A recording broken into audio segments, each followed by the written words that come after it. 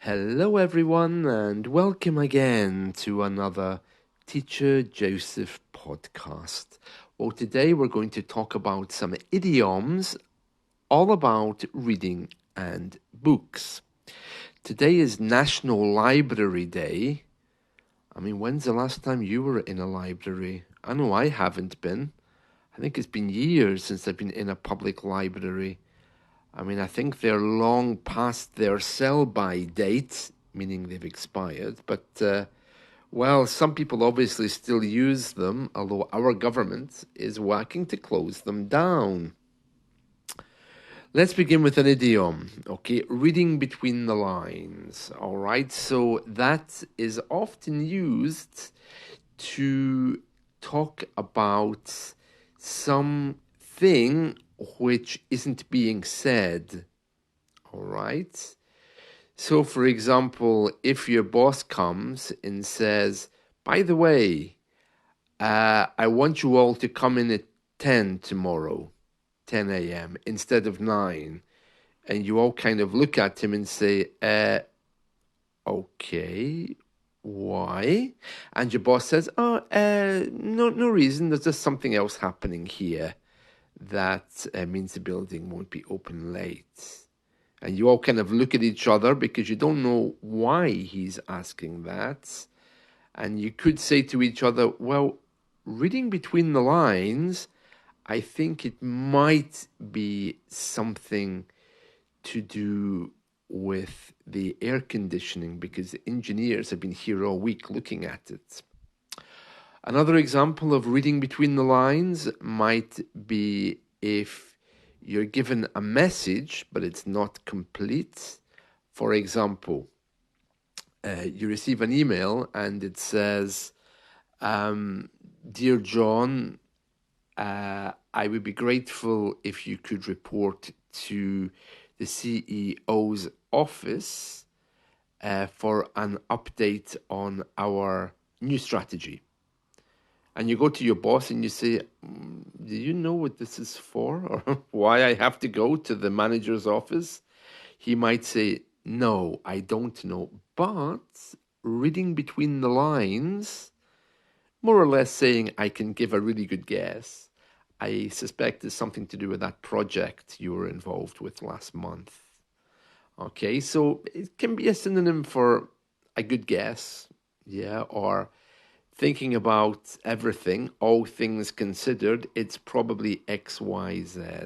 Yeah.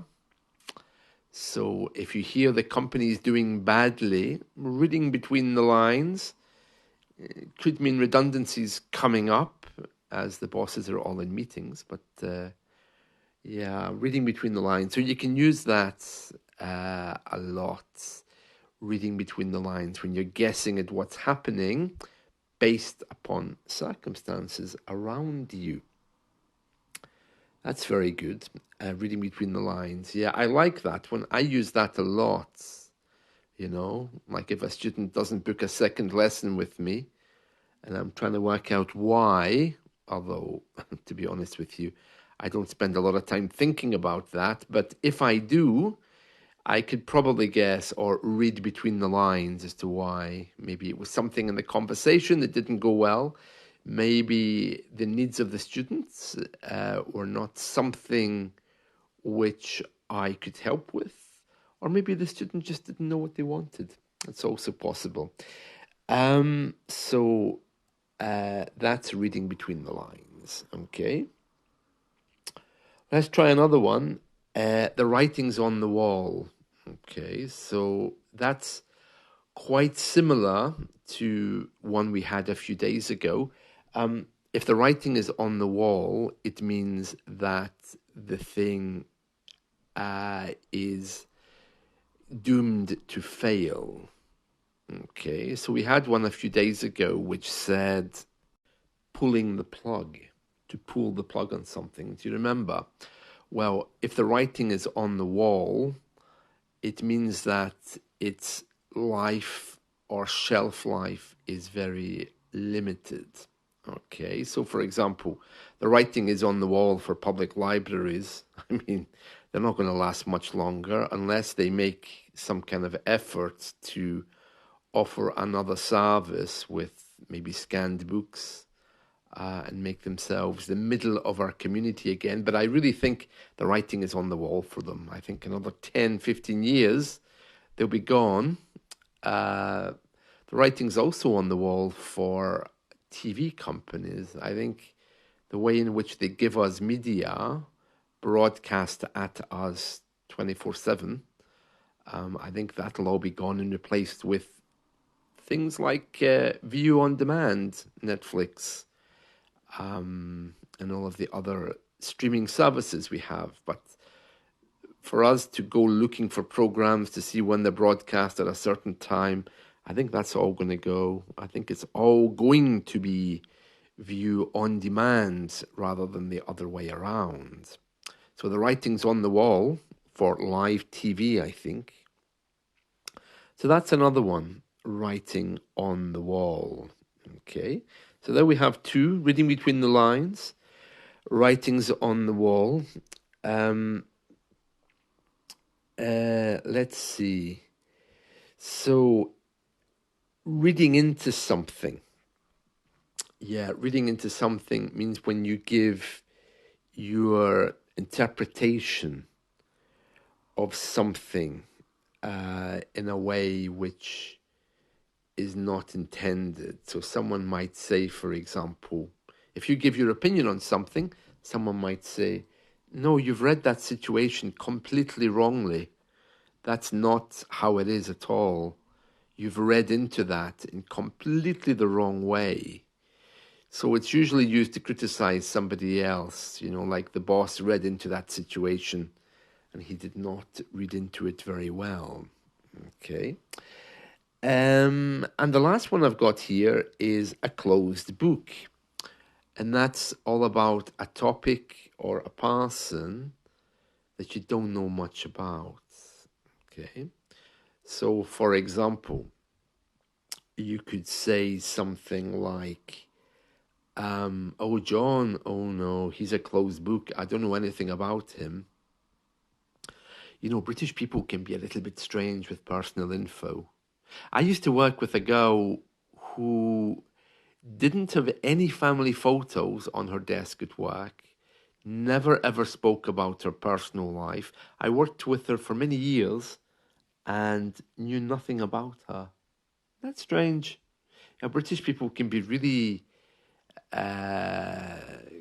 strange with giving out personal info, even between ourselves. It's the weirdest thing. I'm the complete opposite. I'm very open. I don't really care. So yeah, you can describe someone as being a closed book. Oh yeah, John, he's a complete closed book. Or a situation as well. Oh, there's no point in asking the boss for information about our manager. It's a closed book. You won't get anything about that at all because they don't like to discuss these kind of issues. Now we are a closed book. So the writing's on the wall, reading into something, a closed book, reading between the lines. I think out of those ones, reading between the lines, the writing's on the wall, I think those are probably the two most common ones out of that list. Yeah.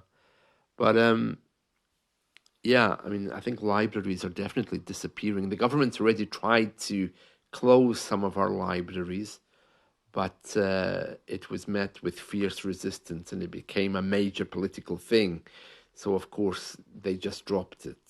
It became a real hot potato. And politicians don't like that because it makes them unpopular. So they backed off. But yeah, it's very interesting that. Very interesting. Right. Oh, by the way, this is Sophia Loren's birthday, in case you're interested. If you're not interested in learning idioms, maybe you'd like to wish Sophia Loren a very happy birthday. She lives in Switzerland now. Yeah. I think she must be quite old. I don't know. But of course, she's very, very famous. And yeah, she popped up on one of our BBC radio programs. We have this radio program called Desert Island Discs. You'll find it on the BBC's archive. They've interviewed everyone over the years. I think it started in the 60s. Well, they interviewed Sophia Loren in 2021. And in Desert Island Discs, they basically ask you, if you're stuck on a desert island, what music would you like to be stuck with? And she mentioned that she'd like to take with her I've Got You Under My Skin by Ella Fitzgerald, and Debussy's Clair de Lune, played by Tamas Vasari. Oh, very interesting, isn't it? Yeah. Apparently in September 1999, she filed a lawsuit against 79 adult websites for posting altered nude photos of her. Oh, really? Oh, interesting. I had no idea that she did that kind of thing. I didn't know she was Miss Italy 1950. Well, she didn't win Miss Italy 1950. She became, I think, number 2. Yeah. And also that song, Where Do You Go to My Lovely? You know, there's a very famous British song, Where Do You Go to My Lovely, by Peter Sarsted. It was inspired by her. Oh, interesting, isn't it? I had no idea. I had no idea.